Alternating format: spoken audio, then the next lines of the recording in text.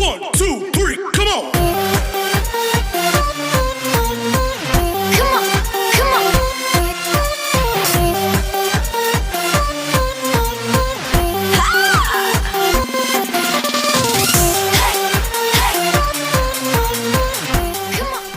Hello नमस्कार, स्वागत है आपका जीएस एकेडमी में। मैं हूं आपका जीएस सर और आज का टॉपिक है क्वाड्रेटिक इक्वेशन प्रैक्टिस सेट 2.6, जो कि प्रॉब्लम वर्ड प्रॉब्लम के बेस पर ये चैप्टर दिया हुआ है।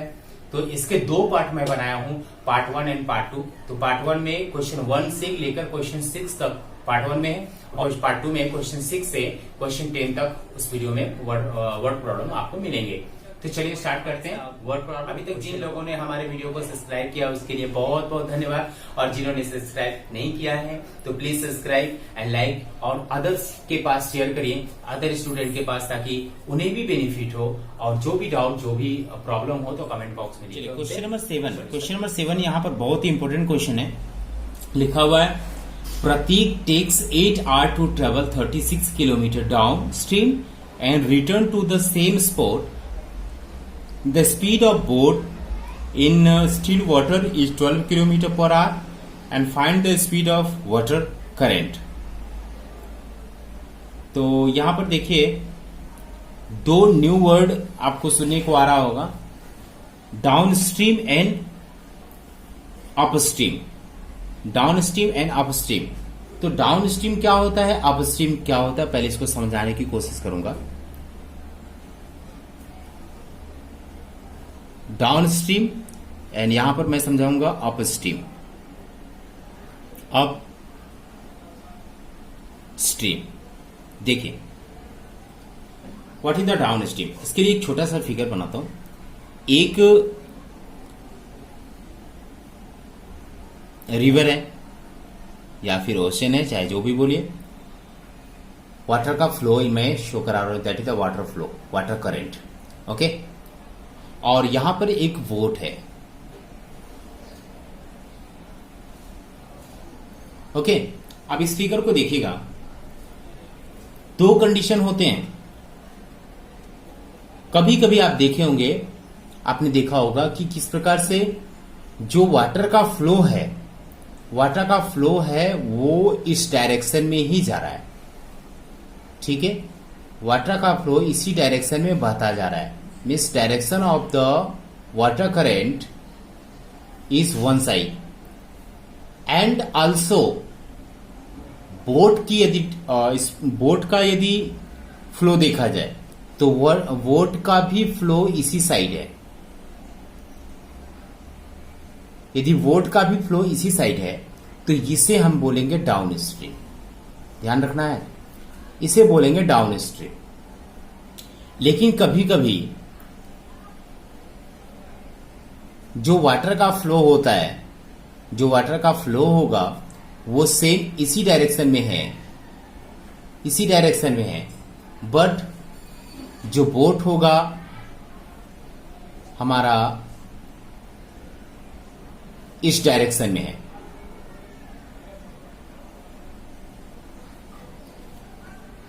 देखिए अभी तो इसे हम अपस्ट्रीम कहते हैं। ठीक है, तो डाउन स्ट्रीम अपस्ट्रीम आपने समझा। अब एक चीज और समझे, यदि डाउन स्ट्रीम का में यदि हम सफर कर रहे हैं, यदि डाउन स्ट्रीम में हम बोटिंग कर रहे हैं, सफर कर रहे हैं या फिर जा रहे हैं, तो देखिए दोनों का डायरेक्शन सेम है, एक ही साइड में है, तो हमें चलने में बहुत आसानी होती है और हम अपने आप में स्पीड ऑटोमेटिक थोड़ी सी बढ़ जाती है। ठीक है, कब? जब दोनों का डायरेक्शन एक ही डायरेक्शन में हो, दोनों का डायरेक्शन बिल्कुल सेम वे में हो, तो दोनों का जो स्पीड होगा, दोनों के स्पीड हमेशा प्लस हो जाते हैं और स्पीड बढ़ जाती है। वहीं पर जब हम एक दूसरे के अपोजिट चलते हैं, जैसे सपोज उधर से आंधी आ रही है, बहुत तेज तूफान आ रहा है, आप उस तूफान के डायरेक्शन में आप जाओगे तो आपकी स्पीड ऑटोमेटिक कम हो जाती है, आप चल नहीं पाते हो। ठीक है, तो उस समय वो कंडीशन एक दूसरे के अपोजिट होते हैं, तो उस अपोजिट कंडीशन को यहां पर अपस्ट्रीम बोला जाता है। और यदि उस तूफान के साथ साथ चला जाए तूफान जिस डायरेक्शन में तूफान है और उस डायरेक्शन में आप है, तो ऐसा लगता है कि पीछे से कोई पुश कर रहा है, ढकेल रहा है, तो आपकी स्पीड ऑटोमेटिक और भी बढ़ जाती है। That is the down stream. क्यों? क्योंकि उस समय दोनों की डायरेक्शन सेम होगा। लेकिन तूफान के अपोजिट यदि हम चलते हैं तो आप बहुत स्पीड नहीं चला पाएंगे, आप बाइक नहीं चला पाते हैं, आप साइकिल नहीं चला पाते हैं। उस कंडीशन में that is the up stream. तो आपको समझना होगा कि डाउन स्ट्रीम और अप स्ट्रीम। अप स्ट्रीम में हमेशा स्पीड माइनस हो जाती है और डाउन स्ट्रीम में जो स्पीड होती है वो हमेशा प्लस होती है। ठीक है, तो बहुत इंपॉर्टेंट है, इसी क्वेश्चन को हमें समझना है। अब देखिए,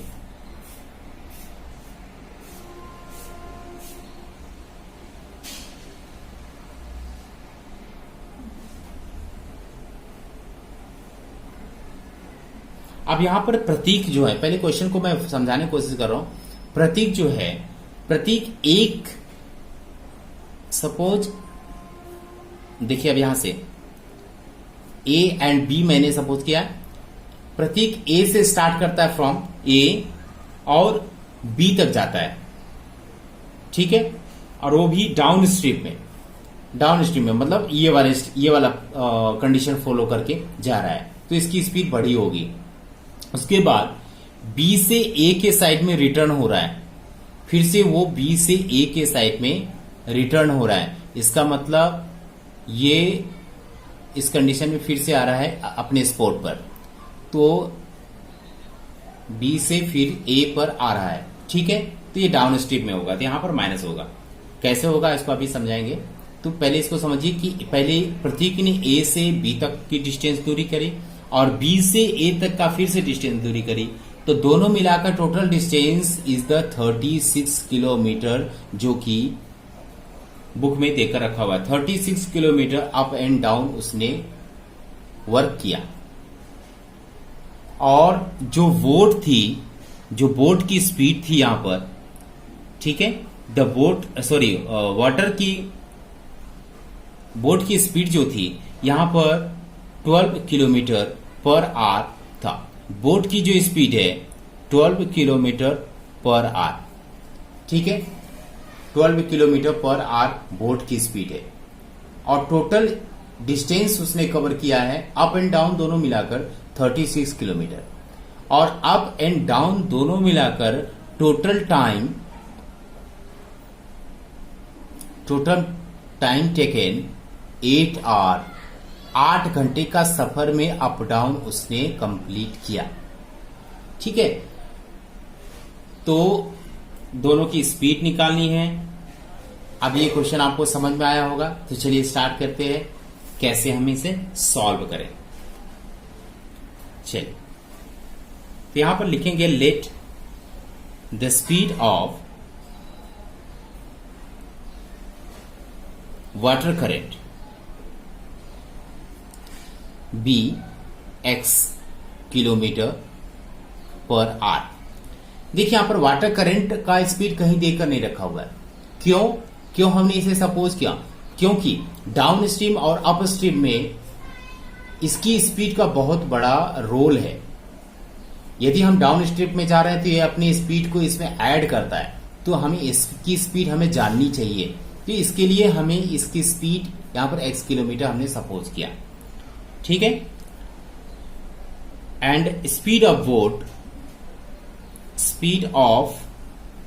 बोट ये देकर रखा हुआ है इज 12 किलोमीटर पर आवर। देखिए स्पीड ऑफ द बोट यहां पर 12 किलोमीटर और करंट, वाटर करंट यहां पर x किलोमीटर, दोनों का स्पीड हमने लिखा। नाउ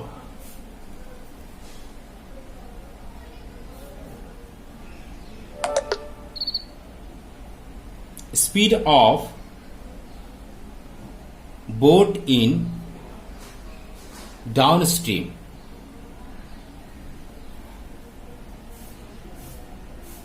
देखिए जब बोट डाउन स्ट्रीम में जाएगा, डाउन स्ट्रीम में यदि जा रहा है तो दोनों की जो स्पीड होगी प्लस हो जाएगी।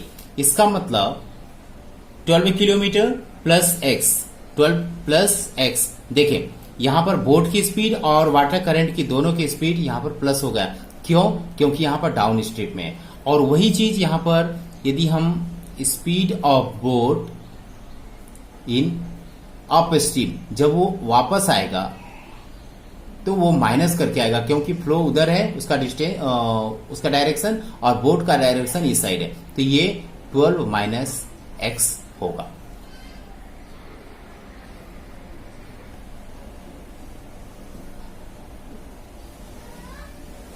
तो देखिए यहां पर speed of the boat in downstream is equal to 12 plus x kilometre per hour. अब इस स्पीड से ये बोट जा रही है और आ रही है इस स्पीड से 12 minus x kilometre per our की स्पीड से ये वापस आ रही है। ठीक है, अब देखिए अब दोनों का अलग अलग टाइम यदि निकाला जाए तो time taken to travel from A to B, suppose यहां से ए से बी तक जाने में, देखिए ए से बी तक जाने में, और क्योंकि यहां पर 8 आवर अप एंड डाउन दोनों मिलाकर दिया हुआ है, ठीक है, तो पहले हमें पता करना होगा कि ए से बी या ए डाउन स्ट्रीम में जाते समय कितना टाइम लगा और आते समय कितना टाइम लगा। तो चलिए पहले हम ए से बी तक जाने में कितना टाइम लगा उस टाइम की वैल्यू निकालते हैं। तो यू नो दैट, इसके लिए मैं T1 यूज कर रहा हूं। T1 equal time is distance upon speed, distance upon speed.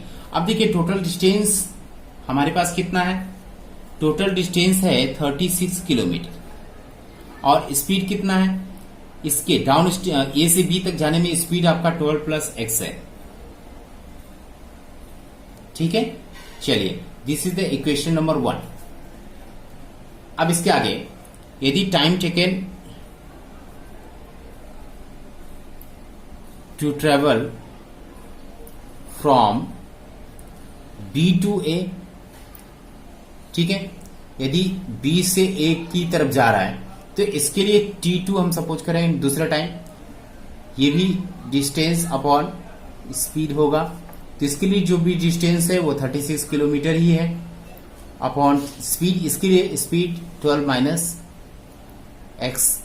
ठीक है, this is the equation number 2।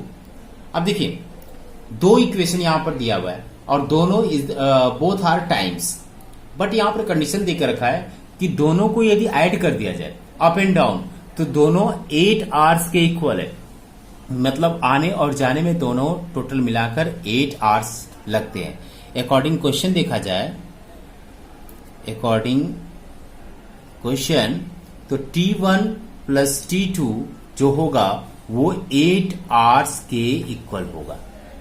ठीक है, तो चलिए इसे हम सॉल्व करते हैं।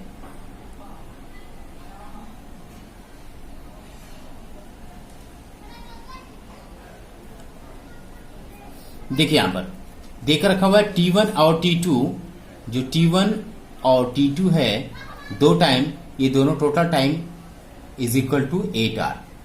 अब देखिए T1 की वैल्यू, T1 की वैल्यू यहां पर हमने फाइंड आउट किया था, T1 is the 36 upon 12 plus x, तो T1 के प्लेस पे 36 अपॉन 12 प्लस एक्स और प्लस T2 के प्लेस पे 36 अपॉन 12 माइनस एक्स रखेंगे, ये दोनों मिलाकर 8 आवर्स होगा। चलिए इस इक्वेशन को हमें सॉल्व करना है, तो चलिए इस इक्वेशन को हम सॉल्व करते हैं।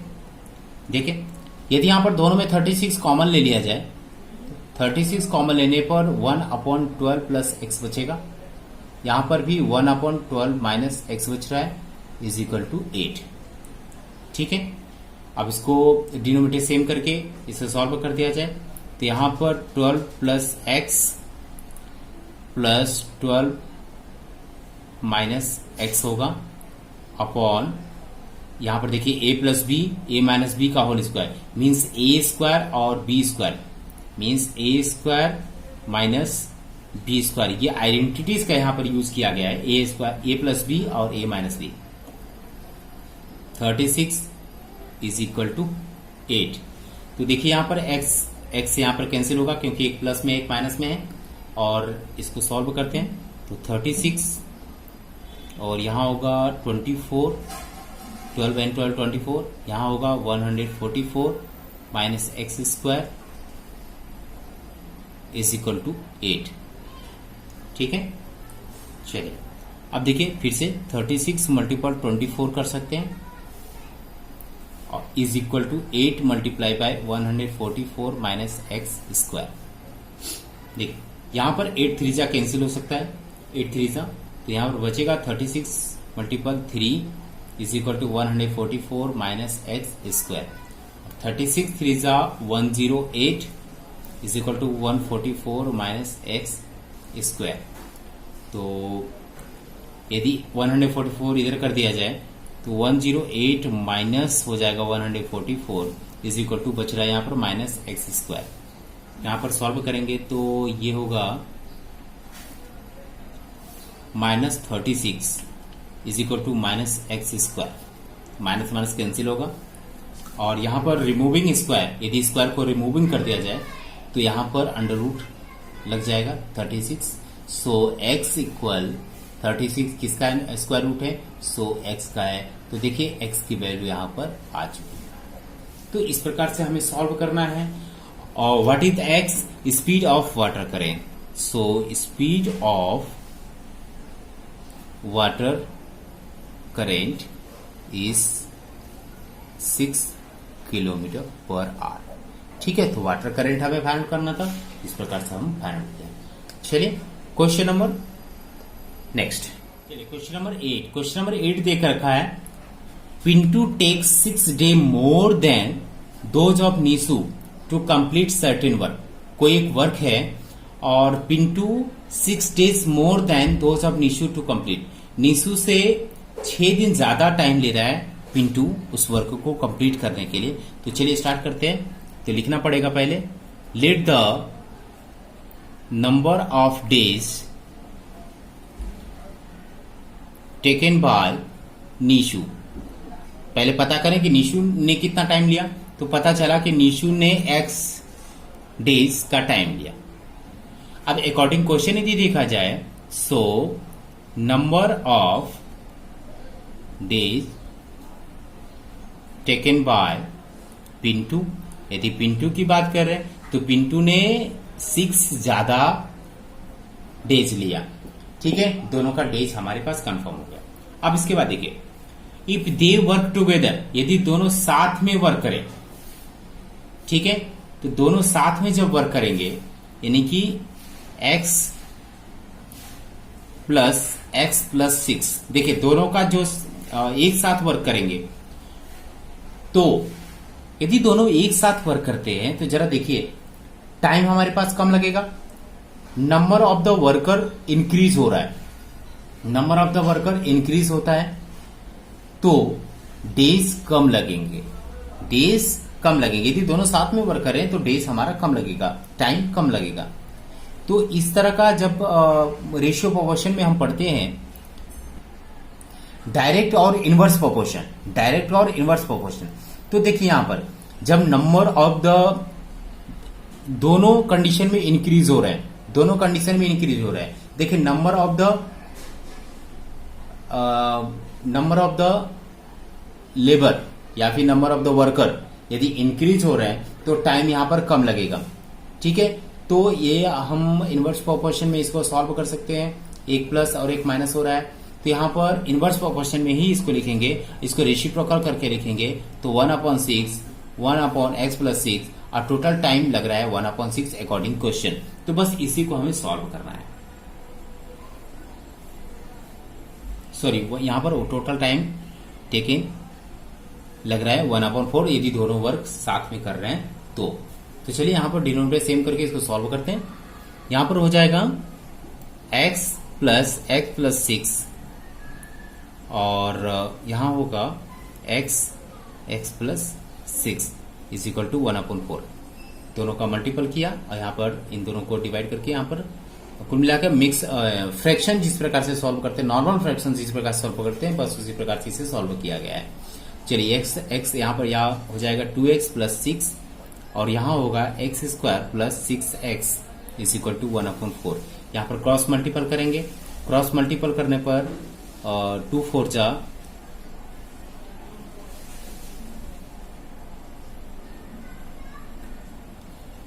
2 4 जा 8x प्लस 6 4 जा 24 is equal to x square plus 6x। अब देखिए इसको सारे नंबर को एक साइड लेके चलते हैं, तो एक्स स्क्वायर प्लस 6x यहाँ पर माइनस 8x होगा और ये प्लस से यहाँ पर माइनस 24 होगा is equal to 0। X square यहाँ होगा माइनस 2x, ठीक है, माइनस 24 इज इक्वल टू 0। देखिए यहाँ पर क्वाड्रेटिक इक्वेशन के फॉर्म में ये आ चुका है, तो इसे हम सॉल्व करते हैं। तो x square minus 2x minus 24 is equal to 0। यहाँ पर फैक्टराइजेशन मेथड से सॉल्व करता हूँ। 24 को यहाँ 2 पार्ट्स में डिवाइड करते हैं और लाना है आपको सब्ट्रैक्शन करने पर या फिर एडिशन करने पर -2। तो -6 और 4 यदि से सॉल्यूशन किया जाए तो 6 4 जा 24 और इन दोनों का सॉल्यूशन इज द -2। सो यहाँ पर x square minus 6x plus 4x minus 24 is equal to 0। यहाँ पर कॉमन लेंगे तो यहाँ पर x will be common, x minus 6 is the remaining और यहाँ पर होगा plus 4 common, x minus 6 is equal to 0। देखिए एक बार फिर से ये दोनों कॉमन है, so x minus 6 will be common और x plus 4 will be remaining is equal to 0। अब इन दोनों को 0 से कंपेयर कर देते हैं। So x minus 6 is equal to 0 first condition में और x plus 4 is equal to 0। So x will be minus 6 इधर जाएगा तो प्लस 6 आंसर और x इक्वल माइनस 4 इधर हो जाएगा। सो 2 आंसर यहां पर आएगा। अब you have to find the value of the days कि कितना डेज निशु ने और कितना डेज पिंटू ने। तो days of number of the days taken by Nishu is the, देखिए हमेशा बोल रहा हूं कि प्लस का यूज करना है, माइनस का नहीं यूज करना है, क्योंकि कोई भी डेज 1 2 3 4 माइनस में कभी हम डेज काउंट नहीं करते, इसलिए इसका आंसर हमेशा प्लस का होगा। सो बाय निशु x मीन्स 6 डेज, ठीक है, 6 डेज। और पिंटू की बात करूं तो पिंटू 6 ज्यादा था, इसका मतलब x 6 प्लस 6 मीन्स 12 डेज। तो इस प्रकार से हमें सॉल्यूशन सॉल्व करना है, बहुत ही सिंपल है, बहुत ही इजी है। क्वेश्चन को अच्छे से रीड करेंगे सॉल्यूशन होगा। नाउ क्वेश्चन नंबर 9, चलिए क्वेश्चन नंबर 9 देकर रखा हुआ है। If 460 is divided by a natural number, यदि 460 को डिवाइड कर दिया जाए किसी नेचुरल नंबर से तो कोसेंट इज 6 मोर देन, जो कोसेंट होगा 6 more than 5 times the divisor, divisor के 5 टाइम्स से 6 मोर होगा और remainder will be 1। Find quotient and divisor. तो यहां पर देखिए डिविजर फाइंड करना है और कोसेंट फाइंड करना है। तो यहां पर डिविजर की बात करूं तो let divisor be x। Suppose यहां पर डिविजर जो है वो x है, तो कोसेंट विल बी, कोसेंट क्या होगा अकॉर्डिंग, देखिए quotient is 6 more than 5 time the divisor, divisor के 5 टाइम, तो डिविजर इज द x और 5 टाइम कितना होगा मीन्स 5x एंड प्लस 6, क्योंकि 6 मोर देन तो 6 यहां पर ऐड किया, तो यहां quotient will be 5x plus 6। Okay, now we know that जब हम डिवाइड करते हैं किसी भी नंबर को, जैसे 2 से 4 को डिवाइड करें तो 2 2 जा 4 कैंसिल, ठीक है। तो यहां पर क्या होता था, या फिर कोई दूसरा नंबर लिया जाए, यदि 5 ले लिया जाए तो 2 2 जा 4 और यहां पर माइनस करते थे, यहां पर 1 बचता था।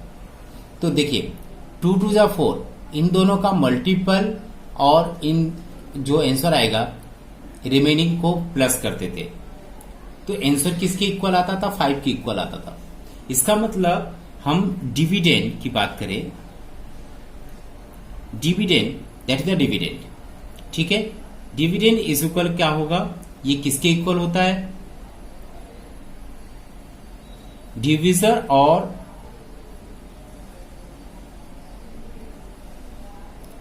डिविजर और क्वोशेंट के मल्टीपल, देखिए दोनों का मल्टीपल, और प्लस, प्लस किसे करना है, रिमाइंडर को, रिमाइंडर को हम प्लस कर देते हैं। तो ये इसकी वैल्यू मीन्स डिविडेंड की वैल्यू यहां पर आ जाती है। और यहां पर डिविडेंड की वैल्यू क्वेश्चन में 460 देकर रखा हुआ है, 460, ठीक है। और डिविजर हमने सपोज किया था x, multiple quotient is the 5x plus 6, और रिमाइंडर यहां पर क्वेश्चन में देकर रखा है 1, ठीक है। तो क्वेश्चन को अच्छे से रीड करेंगे। चलिए इसको सॉल्व करते हैं। 460 इज इक्वल टू यहां पर मल्टीपल करेंगे तो 5x square plus 6x plus 1, ठीक है। तो यदि 1 को इस साइड कर दे तो 460 minus 1 is equal to 5x square plus 6x, और यहां पर हो जाएगा 459, 459 is equal to 5x square plus 6x, और हम इसको ऐसे भी लिख सकते हैं 5x स्क्वायर प्लस 6x, ये उधर जाएगा तो माइनस 459 होगा is equal to 0।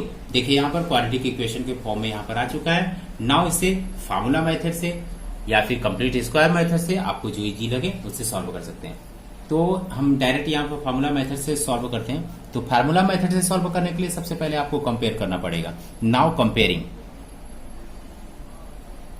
With ax square plus bx plus c is equal to 0। a equal यहाँ पर 5 होगा, b इक्वल 6 होगा, and c is the minus 459, ठीक है। चलिए तो सबसे पहले हम b स्क्वायर माइनस 4ac की वैल्यू निकालते थे और यहां भी निकालेंगे। तो b स्क्वायर मीन्स 6 का square minus 4 multiple a is the 5 multiple c is the 4 minus 459, 6 is the 36 minus 4 5 जा 20, और 20 को 459 20 से मल्टीपल कर दें, 9 2 जा 18, 9120 ये आएगा। मीन्स यहाँ माइनस और माइनस को मल्टीपल करने पर यहाँ प्लस आएगा, और 9180 ये आ रहा है। और इसमें 36 यदि ऐड कर दिया जाए कि 9216 हो रहा है, is equal to 9216 is the B square minus 4ac की वैल्यू। नाउ फार्मूला क्या है, formula x equal minus B plus minus under root B square minus 4ac upon 2a। देखिए माइनस बी की वैल्यू 6 है, so minus 6 plus minus B square minus 4ac की value यहां पर अभी जस्ट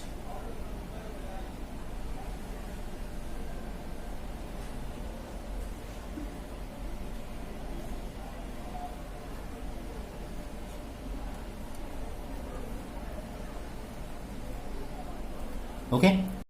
चलिए यहां पर 9216 upon 2 multiple A is the 5।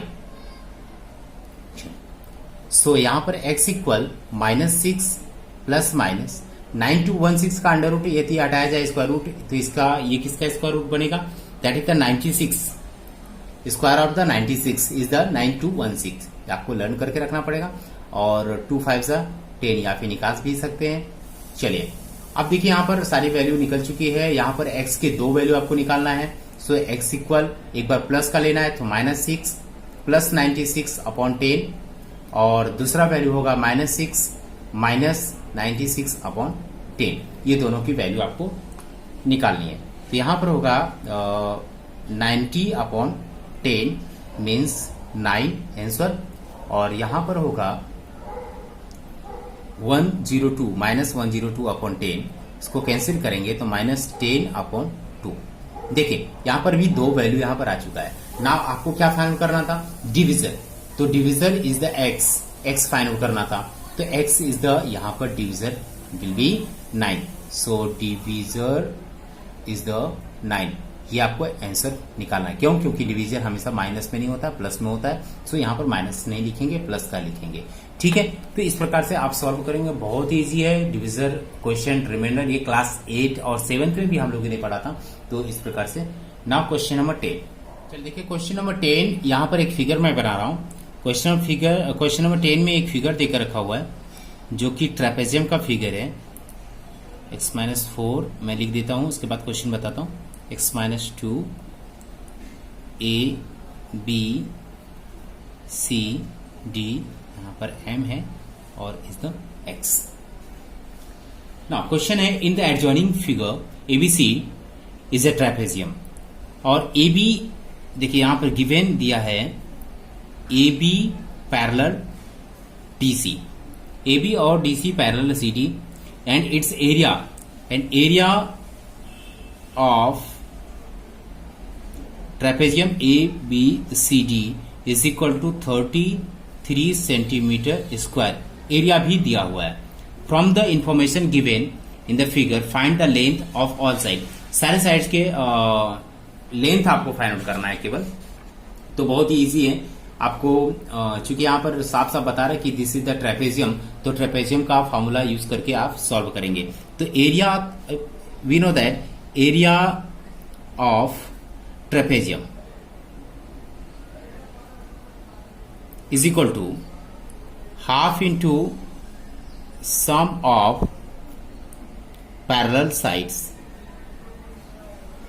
Multiple height. ठीक है, मल्टीपल हाइट। और area of the trapezium means ABCD का पूरा ट्रेपेजियम का एरिया दिया हुआ है 33 centimetre square is equal to half sum of the parallel side. अब यहां पर देखिए sum of the parallel side is the X, और यहां पर नीचे की वैल्यू पूरा देकर रखा हुआ है 2x + 1, यहां से लेकर यहां तक पूरा। ठीक है, देखिए तो sum of parallel side what will be AB और CD, AB और CD, और हाइट यहां पर क्या होगा, परपेंडिकुलर हाइट मींस AM, जो कि यहां पर देकर रखा हुआ है। ठीक है, चलिए तो half multiple AB is the x plus CD is the 2x + 1 multiple AM, height यहां पर देकर रखा हुआ है x-4, ठीक है, इज इक्वल टू 33। तो बहुत ही इजी होने वाला है, केवल नॉर्मली सिंपल सा सम है। 33 यहां पर देखिए 2 से यहां मल्टीपल कर सकते हैं, 2 क्रॉस मल्टीपल, तो यहां बचेगा 2x and x 3x + 1, और मल्टीपल करेंगे x-4 से, तो इन दोनों का मल्टीपल करना है। तो यहां पर देखेंगे 3x को मल्टीपल करें x-4 से, और फिर से +1 को मल्टीपल करना है x-4, और यहां पर हो जाएगा 66। तो 66 is equal to 3x² -4 3 12x plus x-4।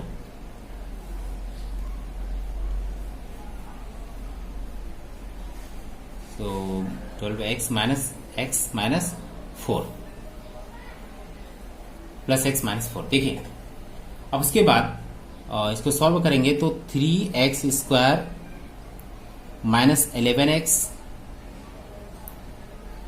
-4, और ये 66 को भी इधर कर देते हैं, तो -66 इज इक्वल टू 0। तो यहां पर होगा 3x² - 11x -70 is equal to 0। This is the quadratic equation यहां पर फॉर्म हो चुका है। ना इसको हम फैक्टराइजेशन मेथड से इसे सॉल्व कर देते हैं। देखिए यहां पर 70 है, तो और यहां पर 3 है। इस x² का कोएफिशिएंट जब हो तो सबसे पहले हमें मल्टीपल करना होता है। 7 3 जा 21 मीन्स 210 को यहां पर 2 पार्ट्स में डिवाइड करना है। तो यहां पर -21 और 10 ले लिया जाए यदि, तो 21 10 जा 210, एंड -21 + 10 इज इक्वल टू -11 भी आ जाएगा। ठीक है, चलिए इसको सॉल्व करते हैं। 3x² -21x plus 10x -70 is equal to 0। ठीक है, तो इसका दो यहाँ पर कॉमन लेंगे। Common will be 3x, x -7 is the remaining. यहाँ भी होगा, यदि मैं +10 यदि यूज करूं तो यहाँ पर x -7 होगा इज इक्वल टू 0। तो answer will be x minus 7 is the first common and 3x plus 10 is the remaining is equal to 0। तो इसको हमें 0 से इक्वल कर देना है केवल। So x minus 7 is equal to 0 और एक होगा 3x plus 10 is equal to 0। तो यहाँ पर x इक्वल माइनस 7 उधर जाएगा तो केवल 7 होगा। x की वैल्यू यहाँ पर 7 आ चुका है। नाउ यहाँ पर x इक्वल होगा प्लस 10 उधर जाएगा तो माइनस 10 अपॉन ये 3 नीचे आएगा। तो यहाँ पर दो वैल्यू, एक माइनस में 10 अपॉन 3 और एक प्लस में only 7। So what have you to find. यहाँ इसको फाइंड क्या करना था, फाइंड करना था आपको सारे साइड्स निकालने थे, सारे साइड्स निकालने थे। यहाँ पर फर्स्ट साइड की बात करें, सो साइड ए बी, यदि ए बी की वैल्यू निकालें तो यहाँ पर x होगा तो x इज द 7। नाउ दूसरे para side DC, side DC की वैल्यू निकालें तो 2x plus 1 means 2 multiple x, x is the 7 plus 1, 2 7 जा 14 एंड 1 इज द 50 सेंटीमीटर ये लिखेंगे। नाउ हाइट की बात करें, AM is the height x minus 4, so x minus 4 means 7 minus 4 means 3 centimetre. और यदि BC की बात करें तो BC की वैल्यू जो हाँ x माइनस 2 है और इसका मैंने यूज कहीं नहीं किया, ऐसे यूज करना भी नहीं था, केवल साइड देना है। So x minus 2 means 7 minus 2 means 5। तो इसी प्रकार से सारे साइड्स हमें फाइंड आउट करने थे। तो ये एक्सरसाइज हमारा फिनिश हुआ। बहुत ही इजी और केवल समझने हैं आपको वर्ड को, इसलिए इसका नाम है वर्ड प्रॉब्लम। तो वर्ड, एक एक वर्ड को आप समझेंगे, इक्वेशन फॉर्म करेंगे, उसके बाद सॉल्व करेंगे।